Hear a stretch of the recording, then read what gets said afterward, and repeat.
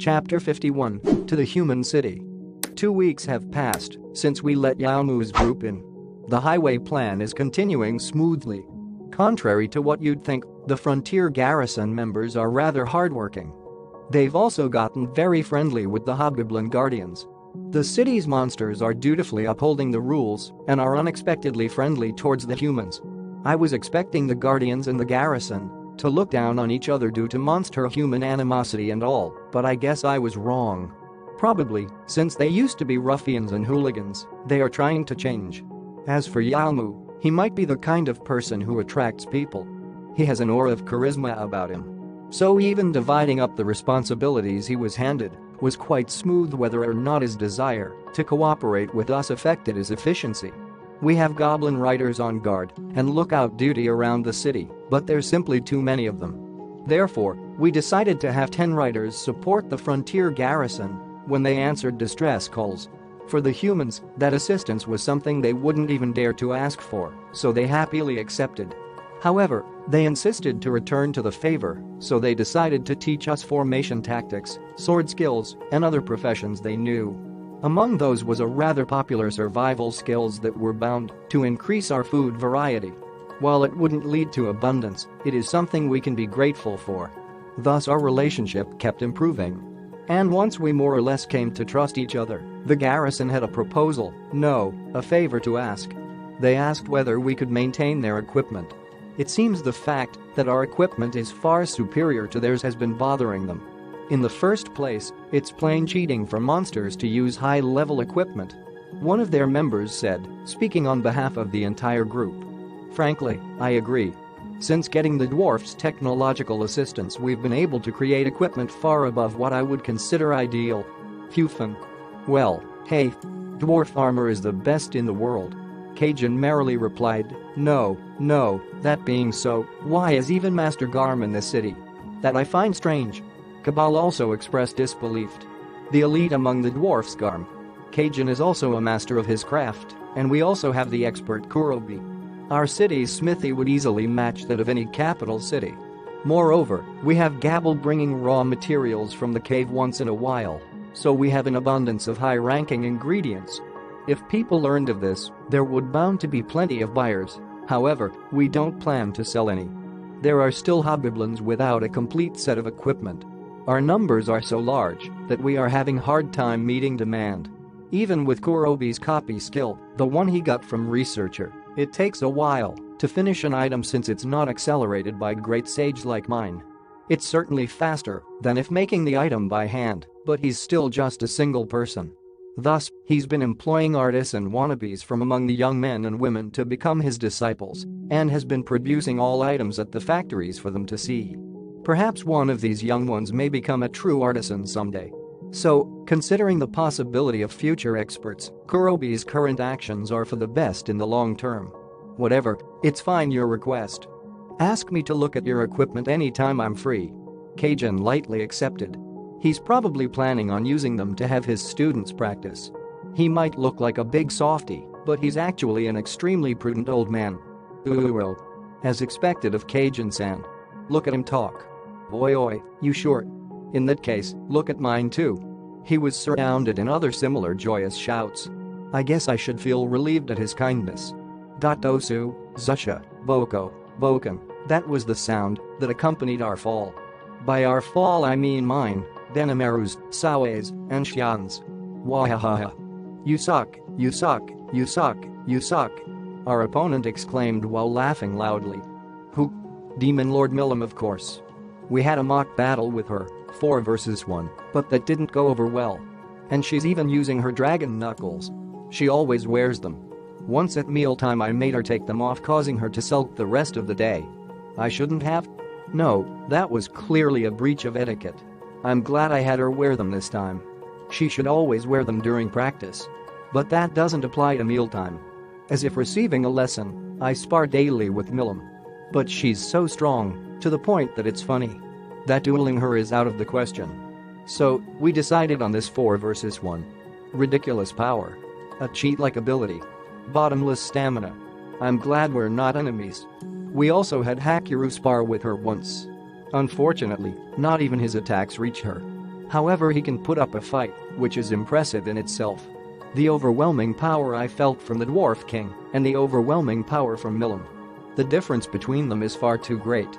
That much I understood after being beaten down in succession here.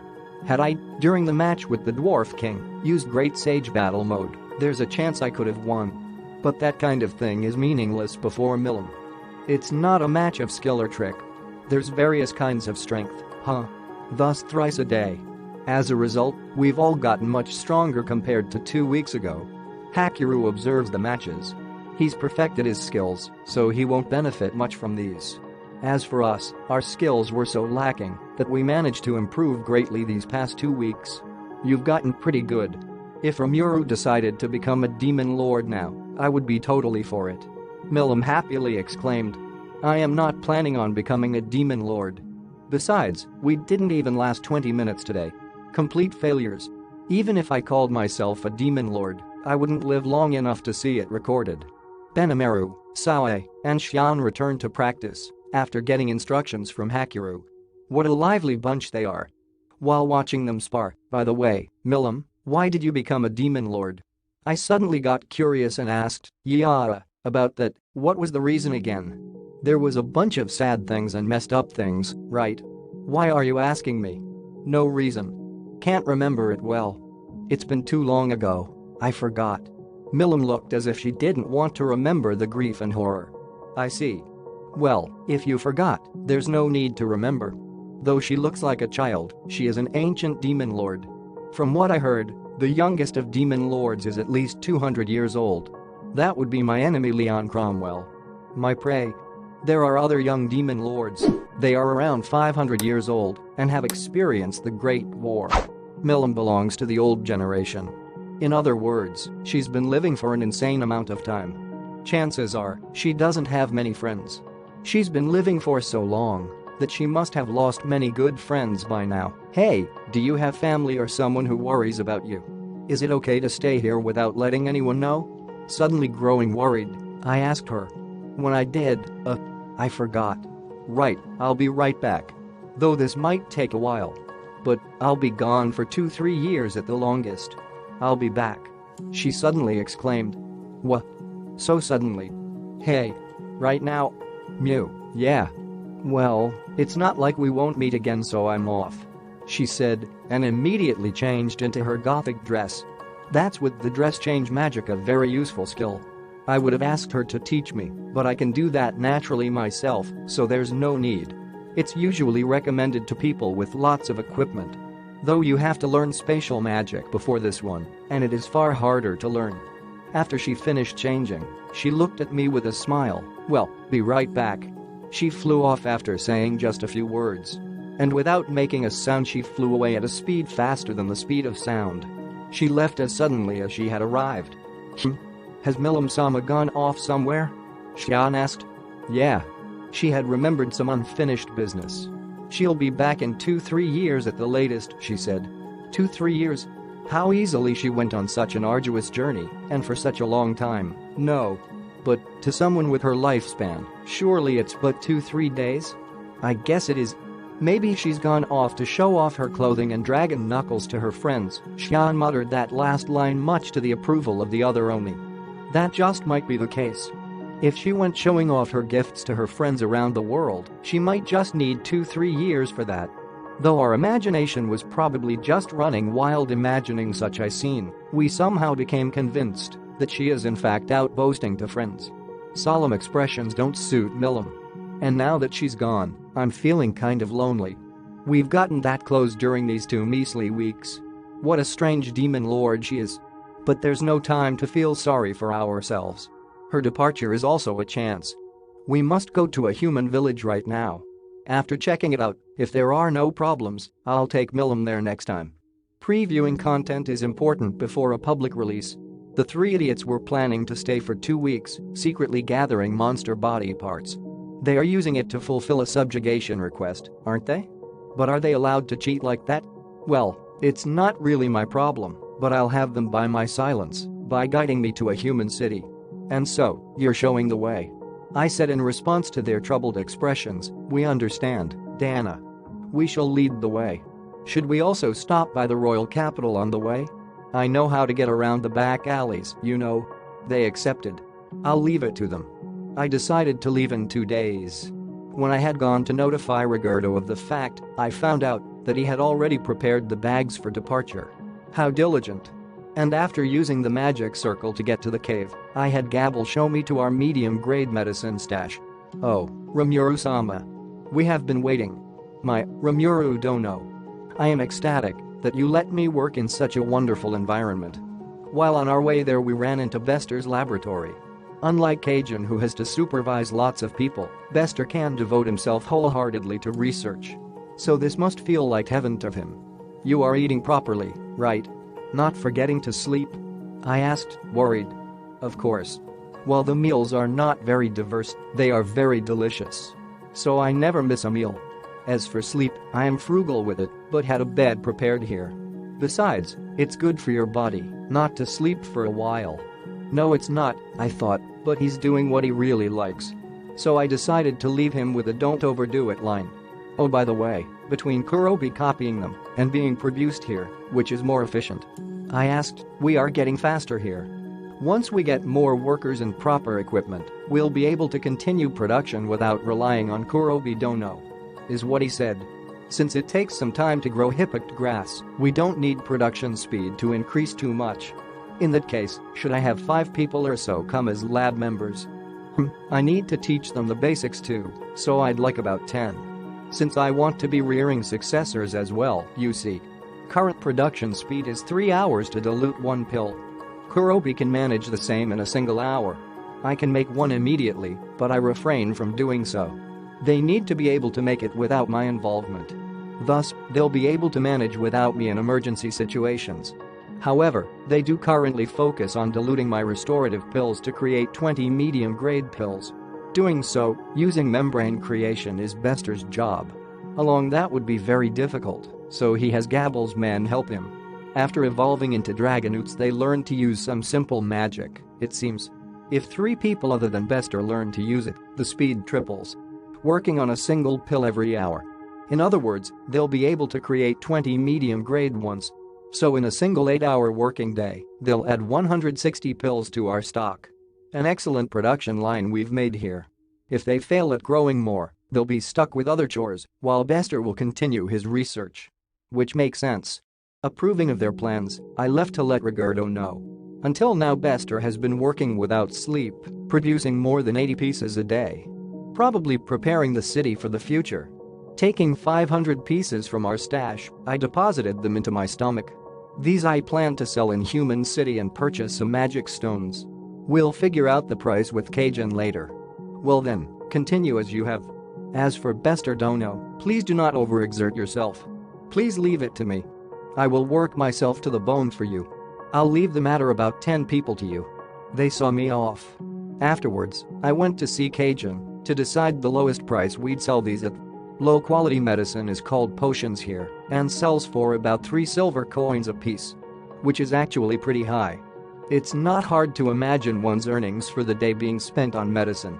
However, this medicine can treat 20% of most injuries, and even grave ones. In comparison, restorative magic such as heal will only restore 10% of injuries and hard to use in emergency situations. So our medicine is twice as effective. High-grade medicine can restore 50%, but I dyed grass. What should we set the price at? Listen, Dana. Don't set the price twice as high. Sell no lower than 15 silver coins apiece. This isn't something a beginner would buy. It's meant for B rank and above adventurers. It's alright to raise the price even more. Aim to sell at about 20 silvers. Cajun fervently explained. As he says, this medicine is very useful, so we'd be in trouble if we set the price too low and get too large of an order. If we don't make a profit we can't buy magic stones. So aiming for 20 silvers apiece is smart. Perhaps I should also sell 1 or 2 of my personal pills. After I acknowledged his words, we ended the meeting. And thus finished our preparations. The next day, I met up with the 3 idiots.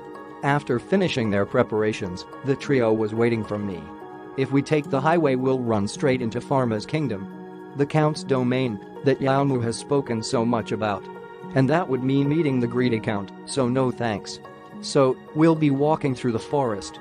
We are aiming for the small country Brumand. To meet with Freedom Association's guildmaster and decide on a course of action. A year has passed since I was reincarnated into this world. And I am finally heading towards a human city. Chapter 52, Journey. The Devil Myelin was relieved to finally be able to report. She had left her best friend and the violent demon Lord Milam behind in the city which they were to monitor, but this was something completely outside of her expectations. It surprised her that a weak little slime is the head of the city. Furthermore, Milam's behavior was also something she couldn't understand. The way a demon lord thinks is something an ordinary person will never understand. Rather, isn't that particular demon lord a little, relatively eccentric? On a cultural level, it seems the demon lord has made friends in the city they were monitoring. What's more, the fact that the head of the town is a slime who can take on the form of a masked person was also being reported. Just to be safe, the fact that Milam was staying in the city was not reported. I don't think she'll do anything that will violate the agreement between the demon lords. But, considering the fact I can't understand what Milam is thinking, I must be very cautious. We definitely cannot use magic in front of Milam. I judge that communication magic or magic in general will instantly be detected by Milam. If she doesn't know my identity, there is a chance that she might not make a move. These are the types of things you report. I see, I can use this. Good work, please continue to monitor them. Clayman said this happily, seemingly having come up with something. But this has nothing to do with Mylan. As the garrison's shaman, she is serving as an officer. Stupid humans. I'm a devil, and yet they don't suspect a thing. Although she looked down on them, talking to them for some time stirred up strange emotions in her heart. I'll let it be for the time being. I wish to enjoy these moments for a little longer. She made such a wish subconsciously. Thus, she went back to work without being too concerned. The demon Grucius, now a member of the frontier garrison, followed his platoon as they advanced into the forest. For a beastman such as he, horse riding was mere child's play. As such, he naturally stood out in the team. Even when he held back his true abilities, he couldn't possibly be inferior to humans.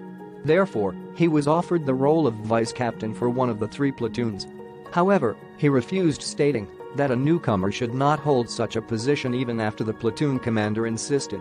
Even though he drew some attention to himself, as long as he maintained his current situation, everything will be fine. That's what he believed. However, what he is currently interested in is the group of goblin wolf riders that followed them. The strangely evolved star wolves and their riders, the hobgoblins. As if they were a skilled team, even their breathing is synchronized. This suggests a high level of proficiency. Above all, the one known as Datta was the best amongst the hobgoblins. Based on his intuition, the best course of action is to kill him on sight. Grucius curled his tongue. Originally, he was only planning to invite the Oni, but in this situation it's very likely there are many other talented individuals. There are a total of 100 goblin wolf riders, and every one of them have talents I want by all means. Amongst them are Captain Rigger and Vice Captain Datta. These 2 have an overwhelming presence over the others. There are also others, like the Dragonoots I see time to time. They will also become good warriors with some training. The Orc Pioneers, they aren't much on their own, but truly shine when together in a group. I heard they were led by an Orc lord called Gerudo, but I haven't seen him around the city. I heard he's always out transporting goods, but he's most likely a powerful individual. What do you know, I'll be darned. This city is crazy. If I make a move, all this war potential will be ours. In fact, when I look a closer look at the Oni, they're either my equal or even above me. Even though he is the weakest amongst the servants of the Beast King, this is still clearly something abnormal. Well, it's fine, isn't it? It's more fun this way. Having strong comrades is something good. Even if we failed, having powerful enemies is also desirable. That much is true. We, the Beastmen, are a race that thrives in battle. Strong enemies are something that we welcomed. Thus, while pondering about how he should invite them, he continued with his frontier garrison duties. Yahoo, nice. I am very satisfied with the feeling of spaciousness after such a long time. When I was in the city, I had to pay attention to what I say. My mind feels like it's about to burst. Thus, I left all the problems in the city to the 2 Oni. But Benameru said this himself. Please leave everything regarding the city with us 2 Oni. we'll be able to accomplish anything." That's what he said. I'm sure he'll manage somehow. Ranga has been on guard the whole time, but no signs of movements were spotted.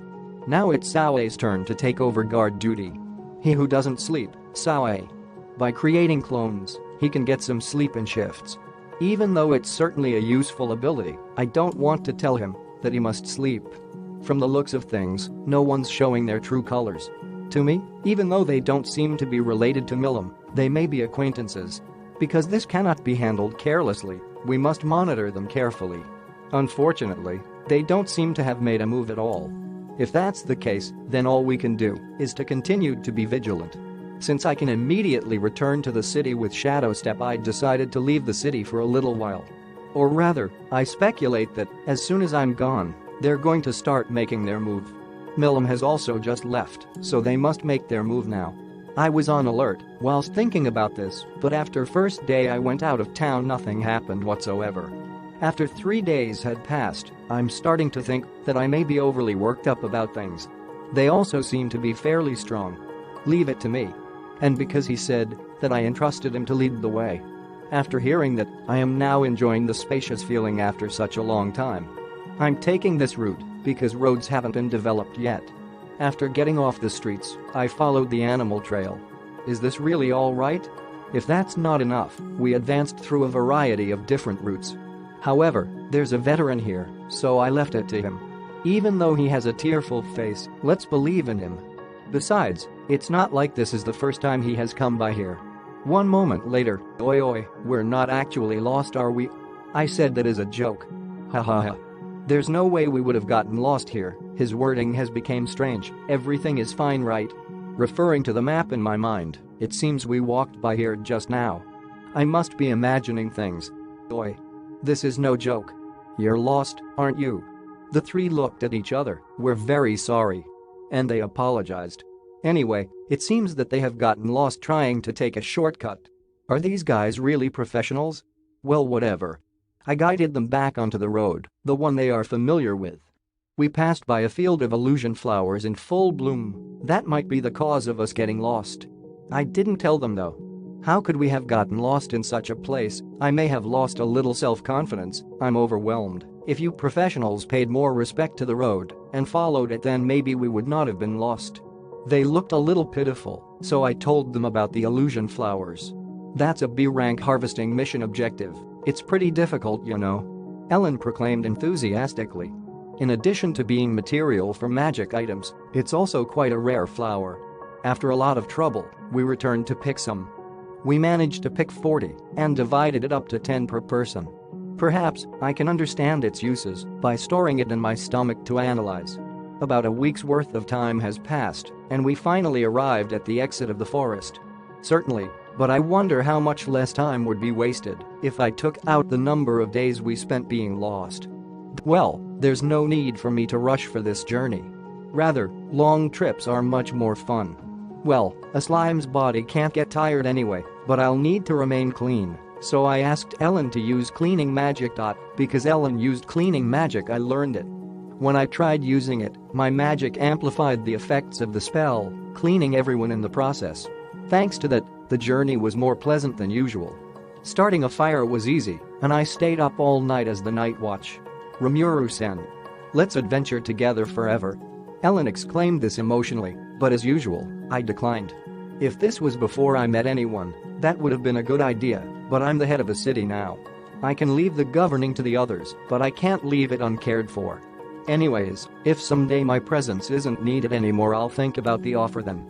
A thought suddenly crossed my mind. Even if I accepted, this will depend on whether or not she's still alive by that time. I wonder, is this how Milam feels? To make an important friend, only to outlive them. Would I choose loneliness instead? I don't know. The current me doesn't have enough experience to determine that. I shook my sadness away, and we went towards the roads. Our destination is the small country of Brumand. This particular country is so small that all the nobles are feudal lords of villages. It's really just a country which comprises of its royal capital. I was being led by the trio to the city which housed Brumand's Freedom Association branch. However, the capital is the only large city, and in the castle town lies the Brumand's Freedom Association branch. We have arrived in the first village earlier than expected, and the carriage left as scheduled. We arrived at noon and ate lunch at a restaurant. Seems like the traffic is not congested as it is a small country, which is always nice. Hear me, I am the mighty axe, Wargh, and with a single swing, I killed this fellow. WOW as expected of Bido-san. Big brother Bido, this is a strong monster, isn't it? You mean you killed it by yourself? More or less, a single horned bear is no match for me. When we heard the conversation, we took a peek at the horned bear they were talking about. The main subject of the story, the horned bear, made me almost spit out all the food in my mouth when I saw it. It was only the horn of a horned rabbit embedded into the forehead of the bear, laid on the floor, as if it was a monster's corpse. The bear is not a monster but rather is classified as an animal, but it's hard to tell the difference. Fortunately, I have my analyze ability. Without it, I wouldn't have been able to tell the difference. A clear way to tell the difference is whether a magic stone drops or not. Even so, for an ordinary person that's simply just cruel, because it's so rare. Even if it didn't drop a magic stone due to it being an animal, who knows how many of them animals would have been killed before people realize that they are animals, not monsters. Well, even though demonic energy seeps from monsters, it'll still be rather difficult to judge. In the end, due to the high level of my skill I am able came up with this conclusion. Boy, the guys in that corner are all proud about that fake horned bear, aren't they, just like ants? Huh? A fake? You saw through the trick? Of course. It's the horn of a horned rabbit, welded on with magic, as expected. You saw through it? No, Dana. That person's purpose is not to flaunt. If they took this over to the king, they may become this village's hero. They're doing this not to protect the village, but rather to fill their bellies and live in fancy inns. I see. I understand the guild members' explanation. In short, they're scammers. The world has so many different kinds of scammers that it has become a profession. I was planning to leave after exposing them. Boy, wait a moment. You just accused me of being a fake. Making a fool out of me. I hope you're prepared for the consequences. I wonder, why do all the dumb ones have such good hearing? Furthermore, they even decided to pick a fight when I still idling. You people even believed in such a fraud. Huh, isn't that Cabal-san? Ellen-san's also here. Isn't that person over there Guido? After hearing these words, people flooded the dining room immediately. Wow, what's this? You three are terrible. You should have given me a shout out if you came back. Who are you? Have we met before? Oh come on, I may look all run down and tattered now, but it's me, Bido. I was receiving guidance from you in the capital after picking a fight. It's me, Bido. Well, that was unexpected. This group of three idiots are unexpectedly famous. They seem acquainted with the fraud to a certain degree, but the other people seem to respect the three. It's rather strange that they don't seem all that happy, even though they're being respected. But the biggest surprise to me was the fact these three are actually famous adventurers. They are mainly famous for their sudden rise in prominence recently. Even so, it's because they have brought along monsters from my town with them during missions. That's why they were able to perform so significantly well. I looked at the three, and they looked away in a panic. I'll not press them on this matter. That's probably something they don't want to mention to the people here. Even so, even if I don't touch the matter, it's still there. Do you get it now? Of course. We'll guide you to the capital. Every step of the way. Then it's all good. The trip ended smoothly even after such a thing happened. Thus, we arrived at the royal capital of the small country of Burmond. Chapter 53, Freedom Association. We proceeded into Burmond's royal capital. The city appears old but sturdy. The pedestrians appeared bright and cheerful with no gloominess in sight. Probably due to the fact that there is no visible damage from powerful monsters or other threats. And as you'd expect from such a remote country, there were many people geared up. Based on my appraisal ability, most armors and weapons used are of inferior quality. Similarly, they also seemed rather weak. However, smelling the air of a downtown area after so long was pretty exciting. Buying some roasted meat on a stick, we continued onward. I have no idea what meat this is, but it's strangely delicious. Actually, I can analyze the meat to find out where it came from, but I won't do that. I have something else that needs to be analyzed. The sauce. This sauce could come in handy for research. Though it is unfair to the chef, eating something lets me learn its recipe. So I made a mental note of the required ingredients for this meal. I am advancing further in, guided by the trio, with a specific store in mind. Magic tool store. Normal tool stores and magic tool stores are very different than what people from my world would imagine. When adventurers, for example, refer to tool stores, they typically mean magic ones. And it is one of these magic tool stores. I'll simply call it tool store from now on. That was our destination. To learn current market prices. I am planning to sell medium-grade medicine today. However, even if I want to sell it at 15 silvers apiece, I need to first know the price of low-grade medicine. I also want to know if there is any product made from illusion flowers or something related to them. If we turn them into the guild, we can make 10 silvers per bouquet. Though you'd think you could make a lot of money this way, but going into the forest to search for this elusive flower often proves pointless, so most people abstain. So if you're planning on becoming a permanent harvesting adventurer, you shouldn't expect to become rich quick. Thus, usually people find them while adventuring somewhere and come to sell them. The buyer then collects them and turns them over to whoever requests. Which would mean that harvesting requests tend to stick around for years. It's a lengthy process. And since I have lots of such medical plants and flowers, I'd want to know their current prices. So, we entered the store. A peculiar smell filled the room, and the store itself gave off a queer aura. A store you'd expect to be run by some elderly witch. Actually, the owner looks just like that. I looked around, quickly evaluating the goods. Sadly, I didn't see any rare items. Low-grade potions are in stock and at a higher price.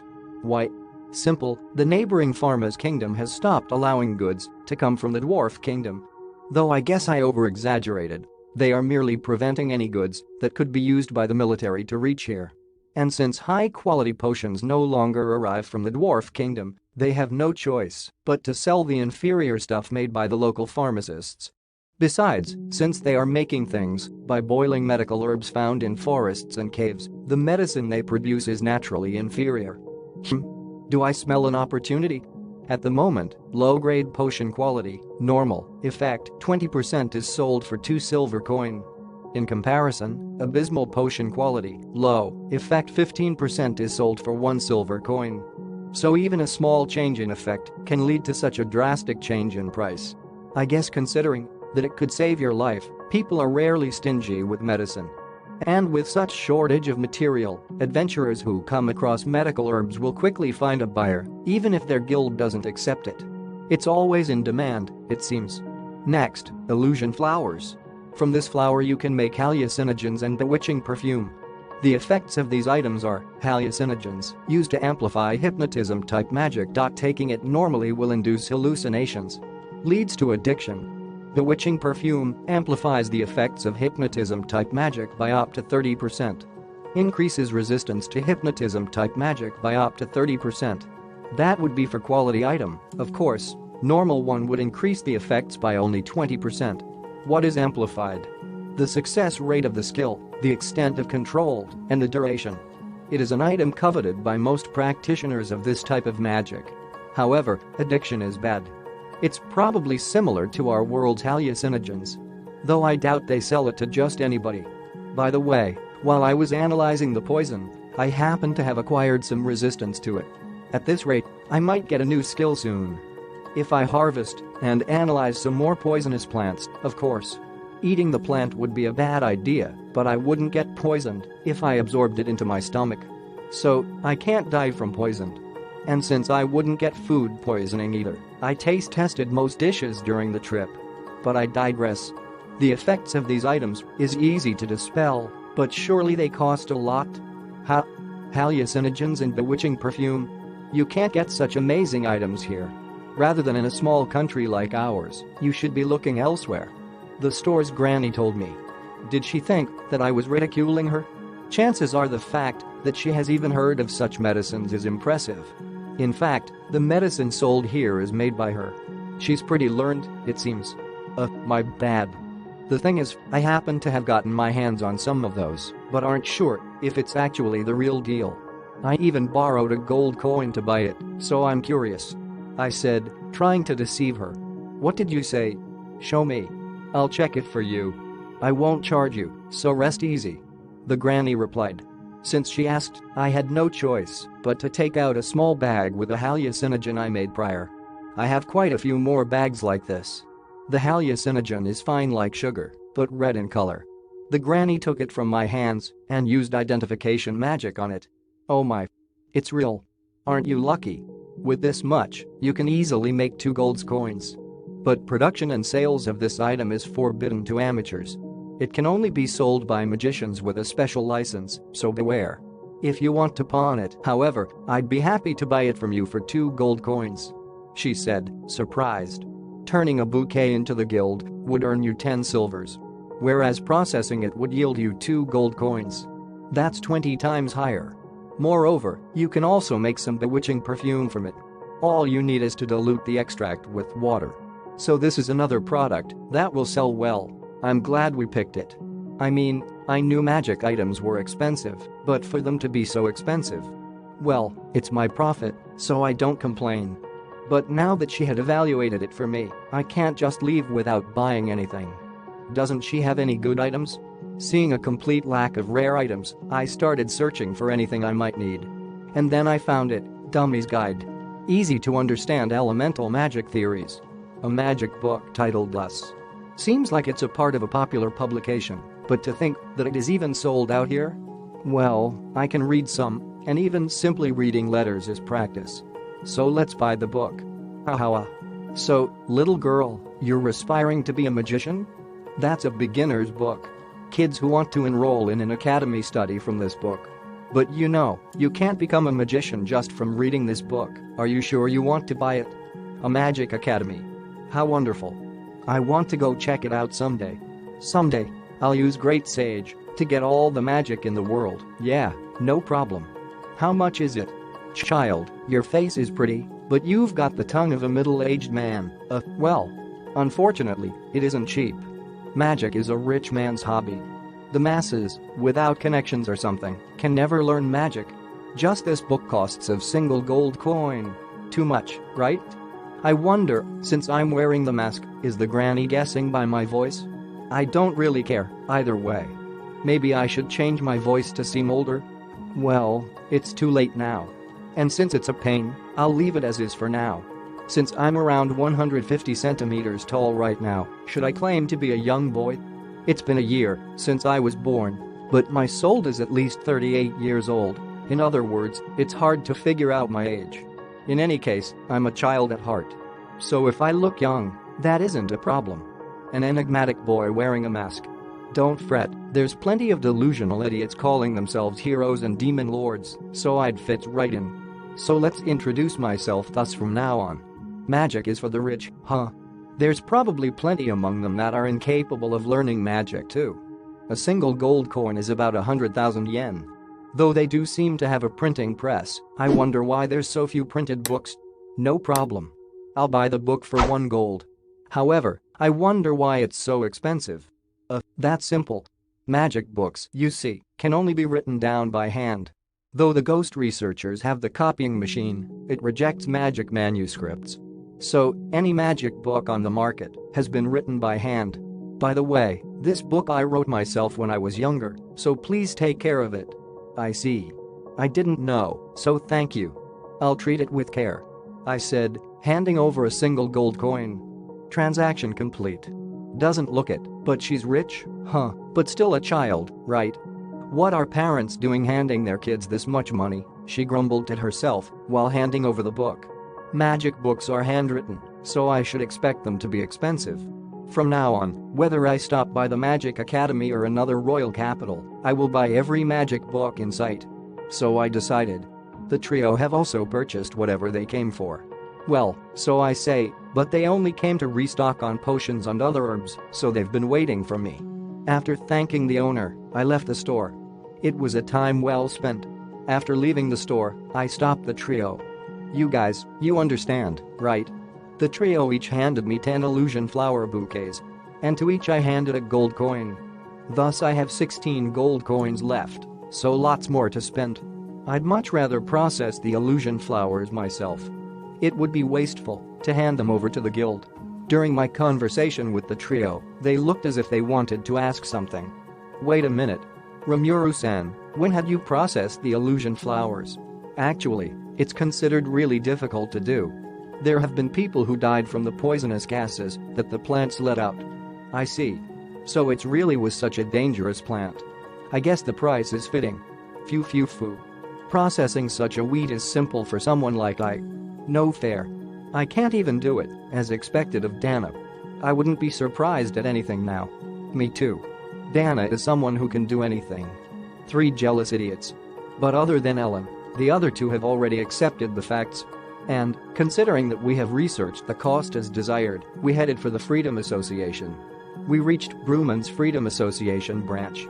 The guild was at the end of road leading out of the commercial district, where the magic store was. It's a stately building made of stone. The dwarf kingdom often dug down into the stone, so most buildings were at most 3 floors tall. The lizardmen would make use of windows designated with magic to light their houses, but this is different. It depends on natural light. So I was under the impression that people didn't build high-rise houses in this world. Well, whether you can consider 5 stories high-rise is a different story.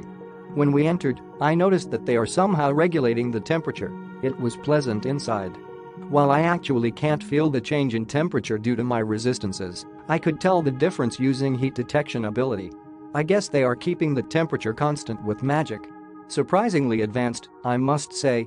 I had thought that the world travelers kept the world relatively primitive, but I guess they've been trying to develop it in a direction different than ours. Maybe if there were no monsters or demon lords, this world would be a true magic society. However, it can also be said that all the current knowledge has been researched to counter monsters. Since the demon lords exercised restraint, the humans bought them off by handing over fertile land. So when power shifts in favor of humans, an invasion into their realms is a legitimate possibility. That thought has been preached by the Western Saints Church, I heard. True, monsters are stronger right now, but no one knows what the future will hold. I guess I need to implement some real foreign policy to protect the rights of my city. I'm glad I came here. By seeing a human city, by learning something about humans, I can better prepare against possible future threats. Thus, I decided to see more and more things. Now then, I shouldn't stand in the doorway. I was guided further in by the trio. The inside reminded me of a municipal building's reception room. There's a desk like one you'd see at an airport where you surrender your baggage with a plate that reads, "Sales counter." All in all, there are 3 counters separated from each other. The sales counter I just mentioned. Counter for visitors and other general users. Counter specific for adventurers. The room is separated into these 3 sectors. The sales counter is exactly what it sounds like. Items that you've found or went to obtain on request are brought over here. The general counter is used by beginners and Freedom Association members who live in the city. That's where you go to register or retire from the guild. The adventurer's counter can only be used by authorized adventurers. An adventurer is a Freedom Association member who either goes foraging, subjugating, or hunting on request. Some take on different types of tasks, but most people still refer to them by the generic term adventurer. Furthermore, an adventurer is someone who has to have some basic combat ability. For example, there's a specialized division called the Magician's Guild. To be affiliated with them, you need to be able to use some kind of magic. However, affiliation with them does not guarantee usefulness to the Freedom Association. It's no good if all you can do is use some magic. Only after you have lived by foraging, subjugating, or hunting are you recognized as an adventurer. So, what are the merits to becoming an adventurer? While every Freedom Association branch is affiliated with a specific country, its members are able to change countries easily. Leaving the city, or even crossing the border, is far easier for an adventurer. Of course, this may not apply during wartime, but this allows for greater mobility. In other words, compared to people with clear allegiances, guild members are able to freely select the country where they want to live. Well, not like there's a big difference other than the tax you'd have to pay. The origin of the name Freedom Association comes from adventurers who wanted to be able to freely move between countries. Well, even so, there's not that many people who constantly switch countries. This was explained to me by the 3 idiots on our way to the counters. After receiving this explanation, we proceeded to the back. Hey, we're leading our guests to the back rooms, so let us pass. Cabal-san. You have returned. Who might this be? Yeah, Guildmaster's guest. Treat him with respect, please. After that exchange, we were let through. And in the background, Cabal-san is so cool and San is so gorgeous, always so beautiful. Fools. To not understand Guido-san's greatness, but who is that kid? Why treat her with respect? I heard the people in the background say this, but couldn't really understand them. Why are the three idiots idolized here? Even in the first village we stopped by they were famous. We stopped in front of a room in the back. The room was guarded by two soldiers who opened the door on Cabal signal. In the middle of the room is a magic circle. Similar to the one that Bester drew. One that allows travel both ways. I was guided to the magic circle and used it to teleport. It can be used to travel up to the 4th floor. The 5th floor is accessible via a different circle. To prevent infiltration from spies and such. How prudent. Now that I think about it, there are no windows past the 4th floor. Probably to prevent break-in. The magic circle to the 5th floor lies directly beyond the guildmaster's room. We entered the room. Welcome, one who commands monsters. I am this branch's guildmaster Fuse. A short man with a vigilant face extended his greetings. I see, he definitely fits the description of a guildmaster. He's plenty strong and seems rather capable. But if anything, it's the aura about him. He seems to be a rather gutsy individual. I am Rimuru Tempest, ruler of the new monster country Tempest of the Jura Forest. Pleased to make your acquaintance. After finishing our introductions, we started our questioning. Since our meeting lasted long into the night, I decided to stay in one of the Freedom Association's rooms. Chapter 54, Business: The Start of a Trade. The meeting continued until late last night. It can't be helped, since I arrived late. Well, we were supposed to meet today, but apparently the noble wanted to meet me no matter what. We exchanged information briefly during yesterday's meeting. Mainly, I heard about the towns and countries of humans. I also learned about the Free Association. They even said they would introduce me to their leader Yuki Kagurazaka at their headquarters. However, something felt amiss. I heard the Freedom Association's headquarters is located in the royal capital, but there are a lot of royal capitals. There's the large neighboring Pharma's kingdom and the terrifyingly strong neighboring kingdom of the sorcery dynasty of Sarian. Even a small kingdom such as Bruman has a royal capital. In fact, we're in it right now. So in which country is the Freedom Association headquarters located in? The clusters of countries around the Great Jura Forest joined together and formed the council. Therefore, the gathering of councillors must be in an easily accessible location, and its headquarters is now set in the Ingratia Kingdom. In terms of strength, the one boasting the strongest power amongst those that joined the council is the Pharma's Kingdom. But due to the developed transportation system in the Ingratia Kingdom, it became the heart of all the kingdoms instead. That's the most likely reason why the Pharma's Kingdom and the Ingratia Kingdom are on bad terms. However, there's also another reason why the Ingratia Kingdom was selected. The Ingratia Kingdom is the only kingdom not directly next to the Great Jura Forest. Therefore, it's less susceptible to monster attacks, granting it the blessing of being safe. The Freedom Association's headquarters will be located in the country which is blessed with safety and has advanced transportation networks. That much is obvious. That means, when they said the royal capital, they were referring to the royal capital of the Ingratia Kingdom. Another feature of the countries within the council is the fact they're all countries that follow the church. In other words, the kingdoms surrounding the Great Jura Forest are within the sphere of influence of the church. Commerce and religion are the two main pillars that support the bonds between kingdoms. Each country votes for a councillor, and all of the councillors embody equality due to their religion. I heard there's a system where important decisions are discussed and decided in the council. Surprisingly, this system is quite similar to the United Nations from my previous life. Councillor election methods differ from country to country, but the majority of the councillors elected are from the royal family. By the way, the sorcery dynasty of Sarian doesn't have a national religion. The king claims to be a descendant of God and forbids all other religions. Thus, they were rejected from being a part of the council, making them an isolated superpower. But I heard that they do have commercial relations with the other kingdom, most likely because it is a superpower. Anyway, I heard that the Freedom Association's headquarters is located in the center of the Ingratia Kingdom. So if I want to meet Yuki Kagurazaka, I'll have to visit the Ingratia Kingdom. Apparently, they were willing to write a letter introducing me to him. But in exchange, I was told to meet Baron Barayato, a noble of this nation. Of course I agreed to the terms and am currently riding towards my destination on a horse carriage with my current partner. I parted with the three idiots last night. Please, let's keep in touch. As I thought, let's adventure together forever. It sure will get lonely without you. Let's play together again in Tempest. Saying these words, they departed unwillingly. But that's their own problem. I, for one, don't feel anything at the moment.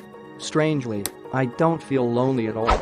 While I was thinking of such things, the carriage came to a halt. It appears we have arrived. It is a district lined with beautiful structures.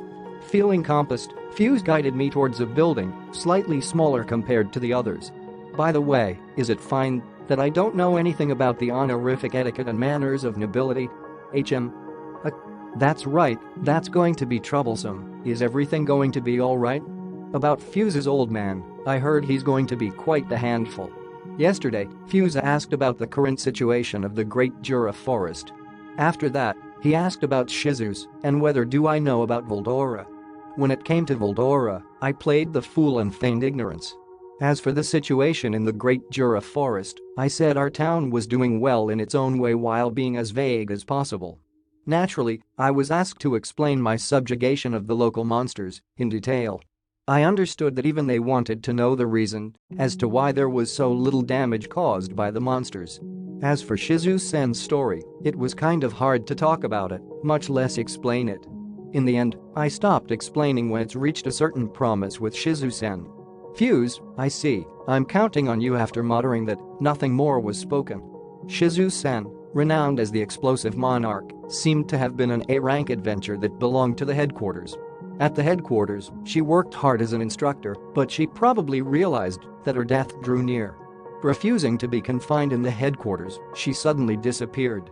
And that's how the story goes, but thanks to her, I was able to make many new friends. I trusted Fuse and came all this way, but is it really alright? With all these etiquette and formality, this is going to be one troublesome talk. While worrying about such things, I then entered the building. After entering the building, an old man who introduced himself as the butler guided us. Anyway, there are also maids here, which is always nice. I remember going to maid cafes in my previous life. Just sitting down cost thousands of yen, it's a complete rip-off. This factor makes qualifying this as a good memory a problem. However, this is a different world. A guy like me can see the difference in quality when compared to the genuine thing. There are only fake old maids in real life. Guided by the butler, we entered a room. There are even more doors in the room. The butler knocked on one of the doors. There was a reply, enter. Honestly, these kinds of exchanges are just annoying. Going straight through a magic circle, the interior is completely different. Once inside, a tall slim man who looked like he was very hard-working with a parsimonious beard and silted eyes, greeted me. You have arrived. My name is Baron Bellard, I am one of Bruman's ministers, pleased to be your acquaintance. The other party has greeted me before I managed to give my greetings. Nice to meet you. My name is Rimuru Tempest. I am a monster, but I wish to form amicable relations with humans. I may be ignorant when it comes to manners and etiquette, but I hope you can overlook that. I returned the greeting and shook hands with him. This place's practices are quite similar to my previous life. Do be at ease. I am but a landless baron. It's fine even without the formality. Now then, the time we have isn't infinite. Let's talk briefly. I'll get straight to the point. About your town, Tempest, I would like to form a cooperative relation with there. We propose to cooperate to support adventurers on their adventure and assist them when they're having problems facing powerful monsters. I only ask these 2 points of you. Well. To summarize what he said, since Bruman is a small country without much national power, their countermeasures against monsters are insufficient. They somehow cooperated with the Freedom Association, but the Freedom Association can't be their only means of defense against monsters. Fortunately, there aren't any major damage caused by monsters to date, but in preparation for the future, they wish to form bilateral relations with Tempest. Assistance for adventurers, that's a topic that Fuse touched upon yesterday. He's probably thinking that in order for the adventurers to succeed and to reduce the threat the forest poses, I'll need to provide necessities such as beds and supplies for those working in the forest. However, his partner is a country of monsters. I wonder why did he approach and trusted us so easily. That's something to worry about. Indeed, what benefits will I gain if I accept this? Rather than a collaborative relationship, don't you think this is only one-sided? Of course, we'll also try to guarantee certain benefits to there. We'll legitimize your identity as a nation. In other words, you and your country Tempest, we promise to recognize it as a legitimate nation of monsters. We have even obtained permission from the King of Brumand. If your side cooperates with us, we'll recognize you guys as a nation and promise decent correspondence. In other words, we'll mutually stay vigilant about monsters and help each other in times of emergencies. Either way, we're supposed to be on guard, but with this, we would not have to worry about Brumand. We will notify and help each other when faced with assaults by powerful monsters. I don't think there'll any problems. If we accept this offer, we'll be recognized as a legitimate country. This doesn't seem like a bad deal.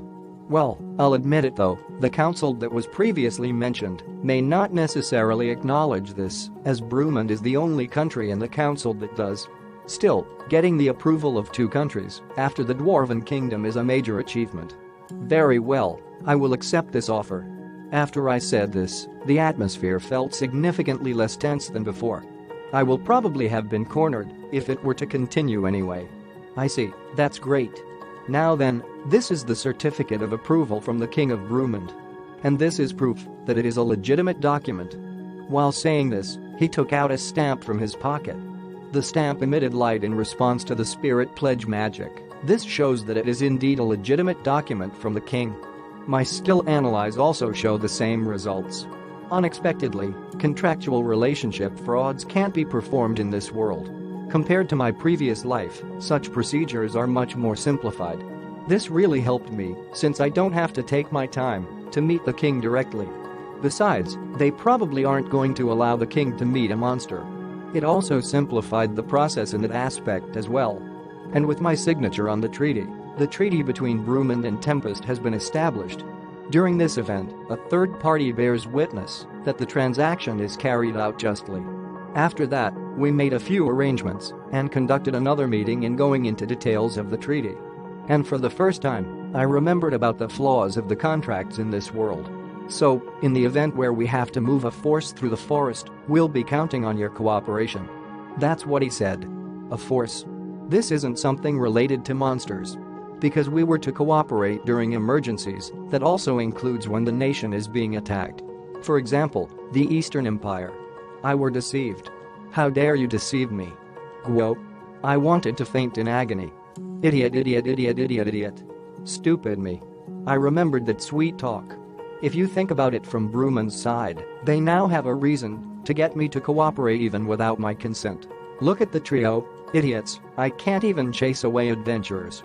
If we were to get the country's approval, there's no need for that. But there's a reason he daringly says that. Brumand was really afraid that the Eastern Empire will invade through the forest. In preparation for when that happens, they probably wanted me to become the buffer state. Certainly, he didn't lie. If we're having problems, he'll also come help. After all, it's our turn next. Even if the Empire does ignore us, we're going to have to send in reinforcements from Brumand. Anyway, we have been successfully deceived. You noticed? You are certainly quick. However, you have already signed the treaty, so when the time comes, we're counting on you. With a grin, I was laughed at with a beaming smile. Baron Bellard. A man who handles work very well. That sly old dog of a noble, tricking people like me is probably like taking candy from a baby. TSK. It can't be helped, I'll let it slip for now. Strangely, I don't feel angry even after I've been deceived. Apart from the shallow feeling of regret, I feel like praising the adversary. I've been had. Kind of moment. Well, this is also a form of experience. I'll think about it when the Empire does move. And again, you can't let your guard down around humans. Monsters are unexpectedly straightforward. I made a vow in my heart that from now on, when negotiating with humans, I'll have to think more deeply before making any decisions. It's not fun to be deceived. Even after all the trouble, I still benefited from the experience. I took out a medium healing potion and placed it on the table. This is? Baron Bellard questioned. It's a recovery potion made in my town. I wanted to sell it in the local markets. I answered. Fuse and Bellard held the potion in their hand and examined at it. Fuse can definitely perform analytical magic. What is this? This isn't some cheap stuff sold in the town. This is a high-class good similar to those sold in the royal capital. The Pharma's kingdom taxes it when they distribute it, but it doesn't come into these markets. Just how many do you have? I told them that I currently have 500. If they're willing to buy on a regular basis, I can probably supply them 2,000-3,000 monthly if I take it out of the storage. In this country, adventurers are at the front lines, and there's a demand for the potions. There's a branch of the Freedom Association at the Pharma's kingdom, but adventurers that affiliated with them are few. There are several reasons, the biggest reason being that there's a trend of looking down upon adventurers. However, it's also a fact that adventurers tend to be generous with their money. And they also help thin the number of demons. Due to this reason, there have been recent desperate attempts of trying to attract adventurers, but there aren't any results to show. That's why goods like high-quality recovery potions are vital, luring adventurers while imposing high taxes on dwarf-made weapons. I've thought about it this much. If it's armor, a bit of adjustment is all it needs. We might even be able to sell off the gear of monsters. If that's the case, people will be eager to buy it. At the very least, if I sell a product I will be able to attain some profit. Hopefully, I will be able to make up for my previous blunder. We were introduced to the merchant guard Miles. I left the office of Baron Bellard and proceeded to visit the merchant guard Miles. At the corner of the shopping street, there was a large store called the Miles Firm. The chairman of the shopping street seems to be the owner of the store. He has joined the Freedom Association Merchant Guild but is a formal Brewman merchant with the country's permission. It's quite rare for a person to have the license of both the country and the Freedom Association. I was told that Guard Miles was one of the rare individuals. Elko. Welcome, please come here Dana, what kind of order do you have today? I came with Fuse today, and I replied with a humble bow. When you think about it, this old man Fuse is also an authoritative figure in this kingdom. Today I came to introduce this person. Show respect. I must return, since I still have some errands, please excuse my rudeness. This person, what kind of person is it? In short, a state guest. I'm leaving it to you. Saying these parting words, Fuse left. I've been left behind after being referred to as a state guest.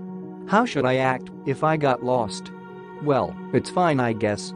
My name is Rimuru, please take care of me. I came to make a business transaction, and my product is this.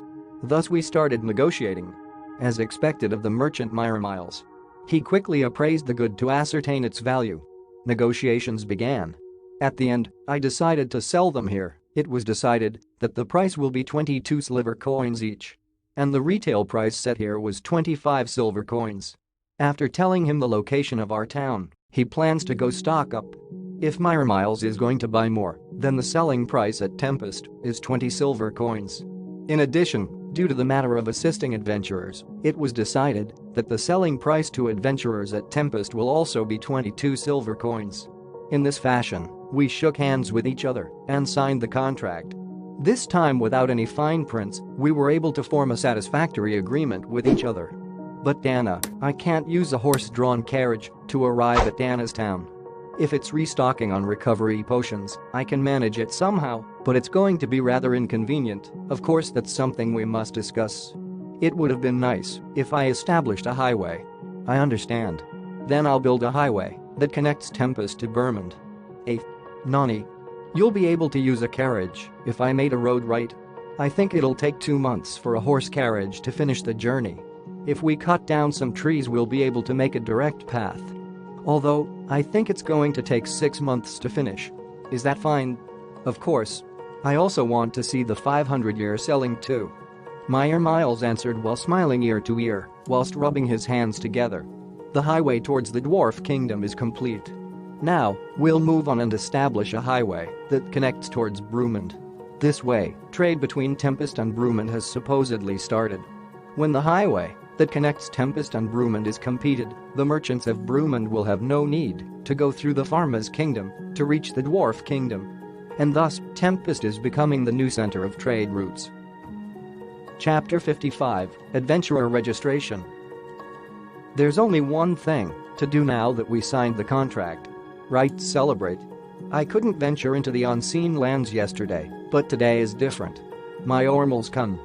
Do you have any plans after this? Phew phew phew phew. Dana also enjoys it, huh? This my Ormals has the perfect shop in mind. Ho ho. But are you aware that I have high standards for these things? Please leave it to me.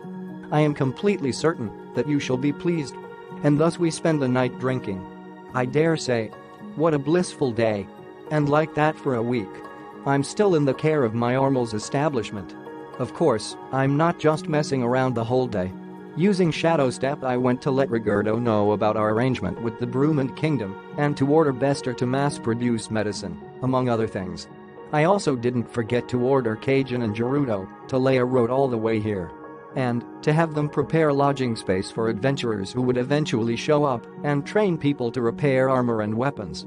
Though we just finished one construction spree, everyone seemed eager to start another. After giving out orders, I would come back and spend the night drinking. That's how busily I spent every day. Upon receiving my orders, the city livened up with action. It should be fine to leave it to them. At this rate, they should finish the road within the next 2 months.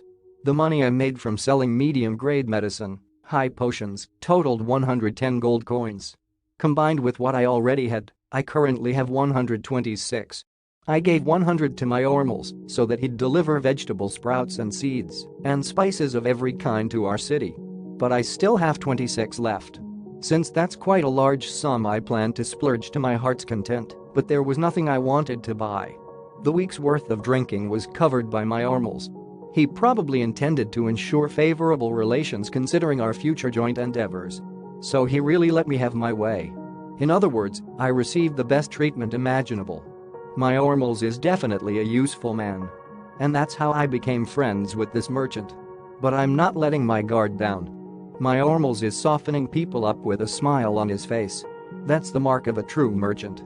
He also lends out money at the highest interest rate, and I've seen many potential customers visit him daily. But it seems that he doesn't meet these people personally. Rather, he leaves it to his store attendants. As expected of a licensed merchant, he has many ways of making profit. There's also some nobles who come to him to borrow some money. Debt is a frightening thing. It can always be used. Well, since both parties intend to benefit, betrayal is unlikely. Merchants first and foremost consider both parties' profit. Rather than relying on a poor alliance, it's better to establish trustworthiness. This whole week I've been trying to ascertain his character with intention of confirming viability of future cooperation. Signed the contract and arranged future deliveries. I guess it's time to set off on a journey. I let my Ormals know my intentions. Thanks for the past week. I'll come to hang out again. Dana, I'll be waiting for your return. Please, come again. Yeah. In 2 months I'll send a group to guard and lead you to my city. They'll come in my name, so you'll know it's them. I leave it to you. Understood. We parted after this exchange. The attendants and other customers were surprised at his humility. I didn't understand why at first, but after thinking for a moment it made sense. Shop owner who normally acts arrogantly suddenly acts so humble to a child, certainly a bizarre scene. Maybe I should have changed into my adult form during our conversation. Well, too late now. And so, I left the shop. After leaving I headed straight for the Freedom Association. They already wrote an introduction letter to Kagurazaka Yuki. Of course, I'm planning on going to get it, but I also need to finally get an ID in this world. The country has promised to recognize my person, so I'll be registering at the guild. Otherwise, I'd have to go from country to country demanding identification every time I visited, and that would be pain. If I register as an adventurer, I would be recognized not by a single country, but by every country that cooperates with the association. After registering, unless some troubles come up, I should probably make my way towards the Ingrasia Kingdom. Without delay, I lined up to the receptionist. They seemed pretty free at noon, so I quickly got to see somebody. Registration, please little girl, isn't it a bit too soon for you? The receptionist lady softly rebuked my request. That's to be expected, considering my appearance. It's still a pain, though. I don't mind, there's no problem. After I said so, the receptionist lady reluctantly handed me the registration form. I filled in the form she gave me. Name, age, specialty, birthplace, and such. Seems like I need to fill in only what I know. So I only filled in the name and identified myself as a swordsman. With that, I finished filling in the form. Next, I would need to decide which guild to join. You can join more than one, so it's not something to fret about. I decided on the subjugation division. Little girl, that's a dangerous one. Are you sure? The worried receptionist said, but I told her not to mind it. I wondered if she'd give up, but in that case, let's hold a trial. If you leave the city gates, the lowest rank is not F, it's E. So, I can't recognize you without a trial first. What will you do? It's alright to give up, you know. Just joining the Freedom Association would make you an F rank. To join combat specialized divisions, however, you would need to be at least E rank, huh? I see. In that case, please put me to a test. I decided to accept the trial. As long as it's not a written test, there shouldn't be a problem. The receptionist lady stood up and went inside. Then, she brought a man. He'll probably oversee the test. You are being tested, huh? Whatever. Come at me, he said, and had us move to another building. The bored adventurers who saw this began to murmur among themselves. Oi, that small child isn't planning on testing, right? That's too ridiculous. Want to bet on whether she passes or not?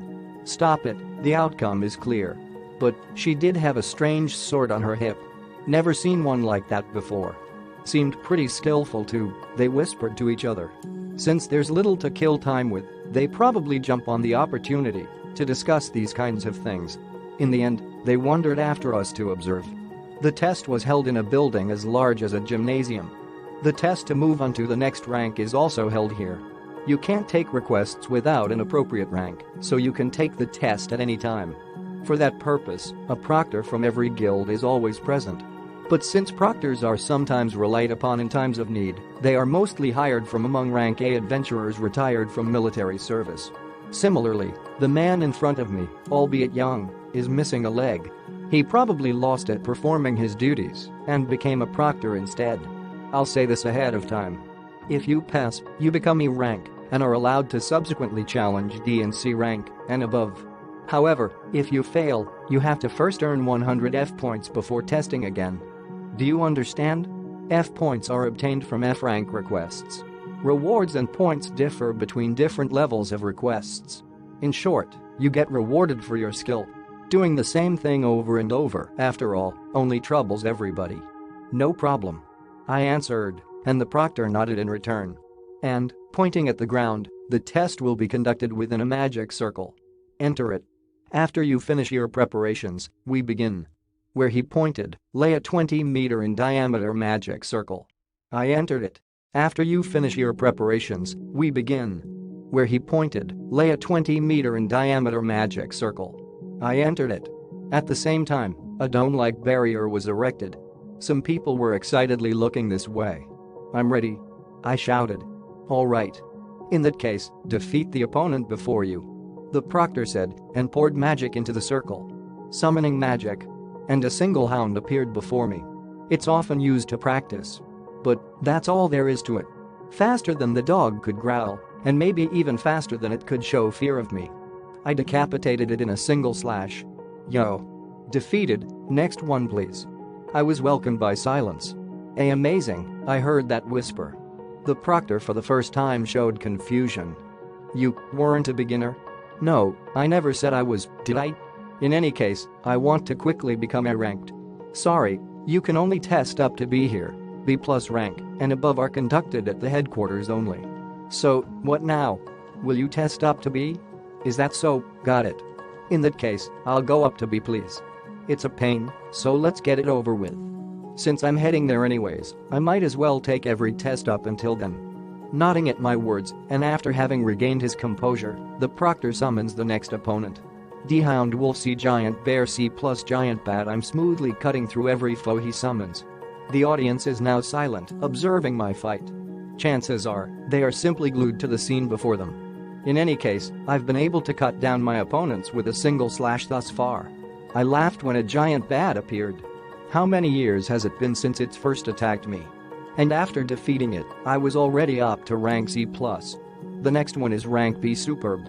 To think you were so skilled, B rank monster is strong. Are you ready? No problem. Please send it in. Thus, the last enemy was summoned. A demon with 4 wriggling arms. Named Lesser Demon. That's the first time I've seen a demon race. I kind of want to eat it and obtain its abilities. That monster is a lesser demon. Physical attacks won't work against it. Now, what will you do? You should give up now. Wounds from this thing might just kill you. The proctor exclaimed, somewhat excited. He's probably just bitter that I've defeated all the enemies so easily up until now. But what should I do? I don't really want to show my skills or magic. While I was pondering this, the lesser demon's eyes flashed red, and he started chanting magic. Then, he fired 4 fireballs at me. As expected of a B-rank monster. Truly amazing.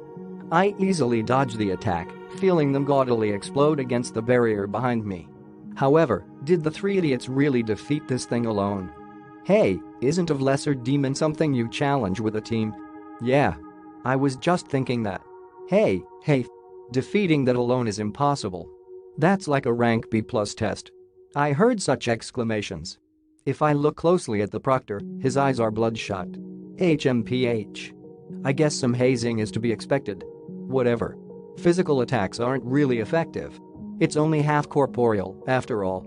A demon race, it seems, is an ethereal being that possesses intelligence and obtains a body. The lesser demon was annoyed at the fact that I kept dodging its attacks, so it came at me with its forearms. I could simply eat it. I have no choice. Let's envelop the sword with magic. A magic sword. Like I always do, I bring out a bit of my aura, and I carefully infuse some into the sword, as if not to be revealed as a monster. Now, all I need is to slash at it. The lesser demon was cut in half by my sword, turned into rubbish, and disappeared. Yo. The end? Is that good enough for B rank? The audience was silent for a moment, but amazing girl, you're so cool. Take your mask off and show us your face for a second. You perverts. Don't mind them and form a party with us. And other similar grand statements resounded throughout the hall. What a ruckus. The proctor also seemed to have calmed down or something, saying wonderful. You pass. You pass with flying colors. He shook my hand. He probably completely forgot the hazing a moment ago. Not that I care. And, ignoring the requests from the audience, I proceeded back into the main building to finish the formalities. I was recognized as a B-rank adventurer and received the appropriate card. Name, Rimuru rank, B specialty, sword division, subjugation, that's what the card reads. It seems they didn't include the sections I left blank. Alright. I can now call myself an adventurer. I received the card and said my thanks. The receptionist lady now treated me different. Though she previously treated me as a child, she now acted with respect befitting another adult. As expected of a professional. She's quick to rectify her behavior. Leaving them behind, I proceeded to impose on Fuse. I had someone lead the way. We went through the magic circle and knocked on the door. When I entered, Fuse turned to me and exclaimed, "Oi oi, you're standing out too much. To cut a lesser demon with a sword, don't you know how to hold back? A magic sword, right? Even enchanters can't use that much power, so you've done it now." Did I cause a problem? Actually, if you were looking then you should have stopped it. Seriously, I didn't even have the time to. It's fine. Magic swords have been introduced by world travelers and are experimental right now. So, there's few people who use one. We're planning to make it our trump card against monsters, so users are selected by invitation only. I'll silence the proctor, but be more careful from now on. Infusing magic into a sword, though you'd expect it to be a common technique, it's actually really difficult. Well, if there weren't people watching, I just eat it. Though I pay it no mind, it seems that I have many high-grade skills. So having selected this one on a whim, I stood out too much. Not like I'm planning to fight in front of everybody from now on. But I should be more mindful from now on. Thanks. I'll be more careful from now on. And, I'm off. Right. Pass my regards to the headquarters. And be careful. After thanking Fuse and picking up my introduction letter, I left the Freedom Association. I got a guild card as my identification and earned money for my travel expenses. Arranged support for my city and even formed diplomatic relationships with the country. Not bad for a first outing. If possible, I would rather not fight against humans. Forming a friendly relationship and cooperating with them from now on would be best. And thus ended my stay in Brumand. Next on my list is Ingrasia Kingdom's royal capital. To meet Freedom Association headquarters Grandmaster Kagura Zakayuki. I thus resumed my journey to meet a fellow world traveler.